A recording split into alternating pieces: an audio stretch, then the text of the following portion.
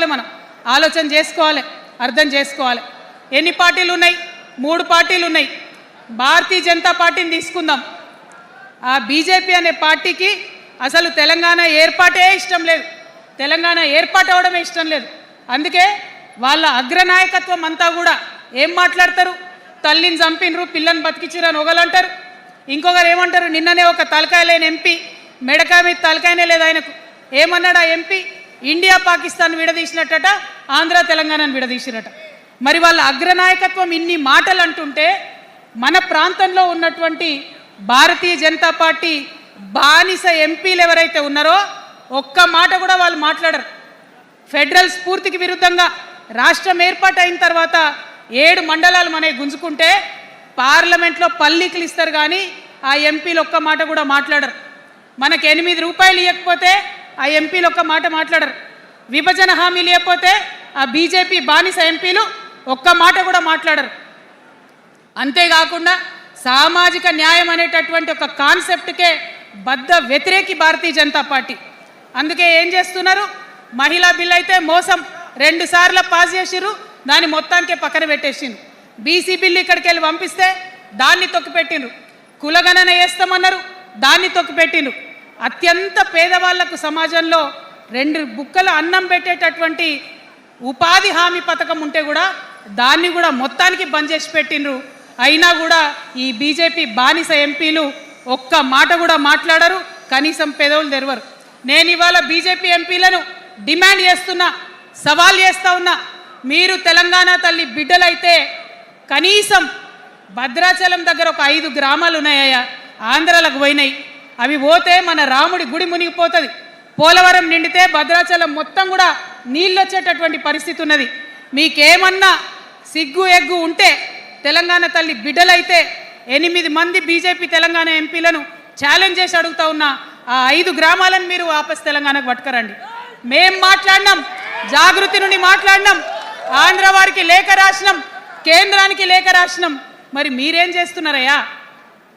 రాముడి గుడి ఇక్కడ భద్రాచలం రాముడు కాదా? ఆయన గుడి మునిగిపోయినా మీరు మాట్లాడరా? నేను సవాల్ చేస్తా ఉన్నా భారతీయ జనతా పార్టీ ఎంపీలకు, ఖచ్చితంగా మీరు 5 గ్రామాలను తెలంగాణకు తీసుకురావాలి. ఇక బీఆర్ఎస్ పార్టీ ఉంది, ఇంకో పార్టీ. ఏముంది ఆ పార్టీలో? మొట్టమొదటి ప్రభుత్వం వచ్చింది, తొట్టతల్లి ముఖ్యమంత్రి గారు అయినరు. మంచి సాలు తీయాల్సి ఉండే, అది సామాజిక న్యాయానికి కావచ్చు, ఒక ప్రణాళిక కావచ్చు.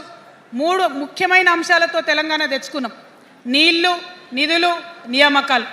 ఏం చేసింది బీఆర్ఎస్ పార్టీ? నీళ్ల కోసం 10 సంవత్సరాలలో 1,89,000 కోట్ల రూపాయలు ఖర్చు పెట్టింది. 1,89,000 కోట్ల రూపాయలు ఖర్చు పెట్టి ఎన్ని ఎకరాలకు నీళ్ళు ఇచ్చిందంటే 14 లక్షల ఎకరాలకు నీళ్ళు ఇచ్చింది. అందులో 2 పెద్ద ప్రాజెక్టులు, ఒకటి పాలమూరు, ఇంకోటి కాళేశ్వరం. ఆ రెండిటికి కలిపి 1,21,000 రూపాయలు ఖర్చు పెట్టింది. ఎన్నిటికి నీళ్ళు ఇచ్చిరాయా? ఎన్ని ఎకరాలకంటే 1,00,000 ఎకరాలకు నీళ్ళు ఇచ్చిరు. ఈ మాట బాధతో చెప్తున్నా. నేను కూడా బీఆర్ఎస్ అప్పుడున్న టీఆర్ఎస్కి నేను కూడా నా రక్తాన్ని, నా చెమటని, నా సమయాన్ని కుటుంబంతో, పిల్లలతో గడపాల్సిన టైంలో టీఆర్ఎస్ పార్టీ బలోపేతానికి పనిచేసిన వ్యక్తినే నేను కూడా. ఆనాటి కేసీఆర్ వేరు, ఇప్పటి కేసీఆర్ వేరు. ఆనాటి కేసీఆర్కి తెలంగాణలో చేనేత కార్మికులు చచ్చిపోతుంటే భిక్షాటన చేసిన కేసీఆర్ ఆనాటి కేసీఆర్. ఇయాలటి కేసీఆర్ మారిన మనిషి, మనిషి, మన మనిషి కాదు. ఏమైంది ఇయాలటి కేసీఆర్కి? హైడ్రాల ఇల్లు కూలిపోతుంటే అరుస్తున్నారు, అన్నా ఎక్కడున్నావు రా, వచ్చిండ్రా? రాలే. వెలుగుమట్ల ఇల్లు కూలితే వచ్చిండ్రా? రైతులకు వర్ష బీభత్సమై మొత్తం పొలాలు మునిగిపోతే వచ్చిండ్రా? చేవెళ్ళ దగ్గర బస్ యాక్సిడెంట్ అయితే వచ్చిండ్రా? ఎక్కడ చిన్న కష్టం వచ్చిన ప్రజలకు ఆ సారు రారు, ఆ సారు రారు.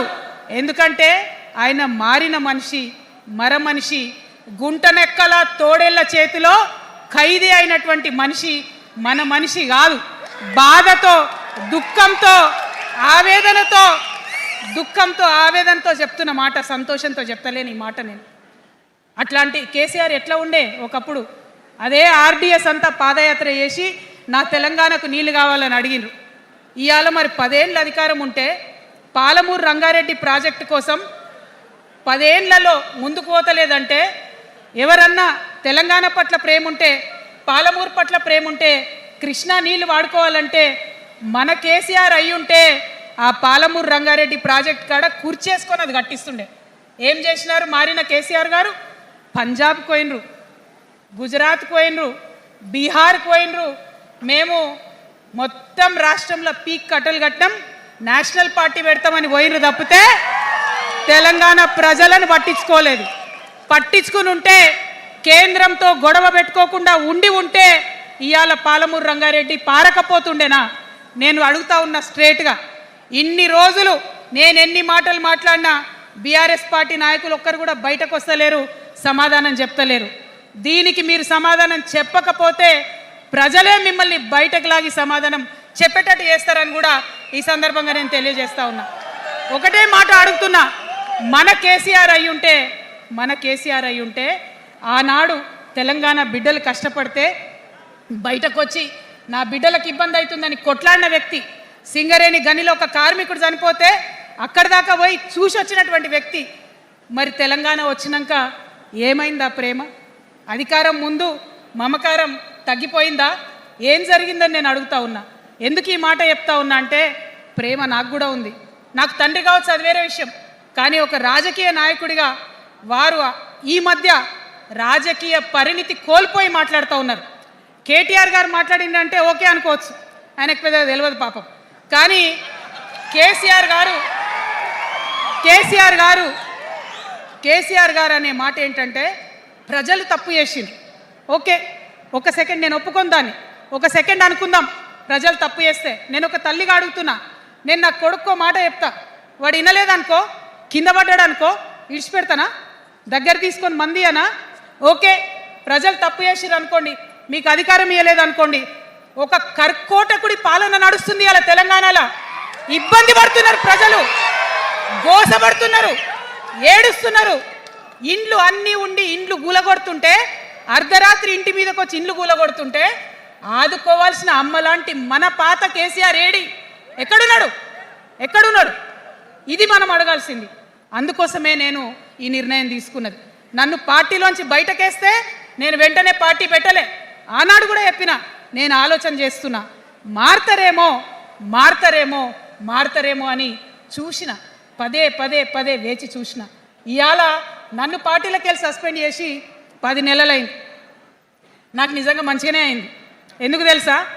ఆనాడు ఉద్యమకారులను ఇబ్బంది పెడుతుంటే నేను ఇంకా గట్టిగా మాట్లాడలేదు. ఆనాడు మీకు జరిగింది, ఇవాళ నాకు జరిగింది. కొత్త ఏం లేదు. కేసీఆర్ కోసం, టీఆర్ఎస్ పార్టీ కోసం, ఆనాడు తెలంగాణ ఉద్యమం కోసం ఇండ్లు అమ్ముకొని, భూములు అమ్ముకొని, ప్రతి ఊర్లో టీఆర్ఎస్ కండువా వేసుకొని పోరాటం చేసినటువంటి కార్యకర్తలు ఎక్కడున్నారు ఇవాళ? ఒక్క గుళ్ళ మెంబర్ ఇయర్ రాలేదా? ఒక్క గుడి చైర్మన్ ఇయర్ రాలేదా? తెలంగాణను వ్యతిరేకించి ఉద్యమాన్ని తొక్కిపట్టి మన మీద లాఠీలు పెట్టి కొట్టినటువంటి వాళ్ళకి తీసుకొచ్చి ఎమ్మెల్యే సీట్లు ఇచ్చి, వాళ్ళ అనుచరులు వచ్చి మిడతల దండలాగా మన కార్యకర్తల మీద పడితే, తల్లి కోడి కాపాడుకున్నట్టు పిల్లల్ని కాపాడుకోవాల్సిన మన కేసీఆర్ ఎడబోయింది. వచ్చిందా ఎవరికన్నా పదవులు? ప్రతి సంవత్సరం రాష్ట్రం మొత్తంలో పోస్టులు నింపితే 6,000 పైచీలకు నామినేటెడ్ పోస్టులు వస్తాయి తెలుసా? అంటే 10 ఏళ్లలో 2 ఏళ్లకోసారి నామినేటెడ్ పోస్టులు వేసినా ఒక 30,000 మందికి దాదాపుగా ఏదో ఒక గౌరవం. ఏం కావాలి మనకు ఉద్యమకారులకు చెప్పండి? ఏం కావాలి? కండువా వేసుకొని పిచ్చోళ్ళ లెక్క తిరిగినందుకు, మన ఇంటోళ్ళని ఇడిచిపెట్టి తిరిగినందుకు ఇంత మర్యాద కావాలి. మా సార్ నన్ను గుర్తుపట్టిండా, మా పార్టీ నన్ను గుర్తుపట్టింది, నాకేదో చిన్న పదవి ఇచ్చిరని చెప్పుకుంటే ఒక మర్యాద ఉంటుంది. వచ్చిందా మనకు ఆ మర్యాద? ఎక్కడన్నా వచ్చిందా? ఆనాడు అవహేళన చేసిర్రు, పార్టీలకు వచ్చి మళ్ళీ అవహేళన చేసిండ్రు. అంటే ఎప్పుడైతే అధికారం వచ్చిందో అప్పుడు అమ్మతనం పోయింది, ఎప్పుడైతే అధికారం వచ్చిందో అప్పుడు మమకారం పోయింది. అందుకే అంటున్నా, ఆయన మన కేసీఆర్ కాదు, మారిన కేసీఆర్, మరబొమ్మ లాంటి కేసీఆర్. కాబట్టే ఇవాళ నేను నిలబడి యుద్ధం చేస్తా ఉన్నా. ఈ గడ్డకు ఈ తెలంగాణ రాష్ట్రానికి ప్రాణాలు అడ్డం పెట్టుకొని మన ప్రజలను కాపాడాల్సినటువంటి వ్యక్తులు కావాలి. అటువంటి సైన్యం కావాలి. సైన్యం అయిదామా? సిద్ధంగా ఉన్నారా?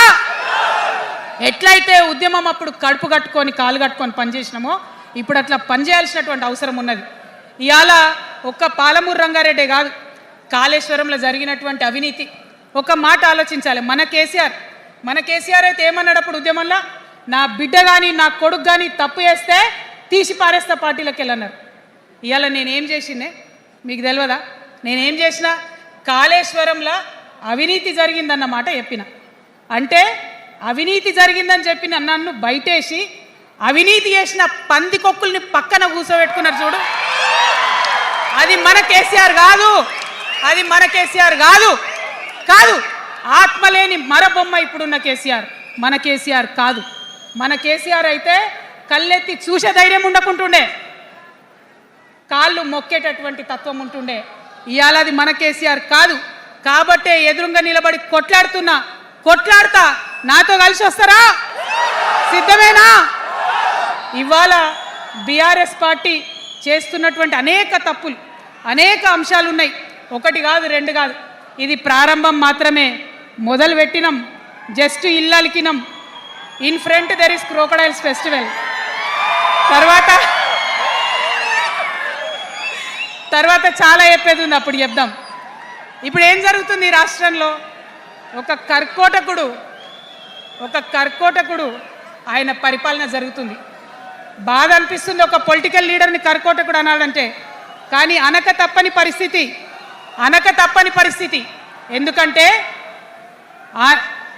ఎందుకంటే మొన్న ఖమ్మంలో వెలుగుమట్లలో అన్ని పర్మిషన్స్ ఉన్నాయి, అన్ని కాయిదాలు ఉన్నాయి.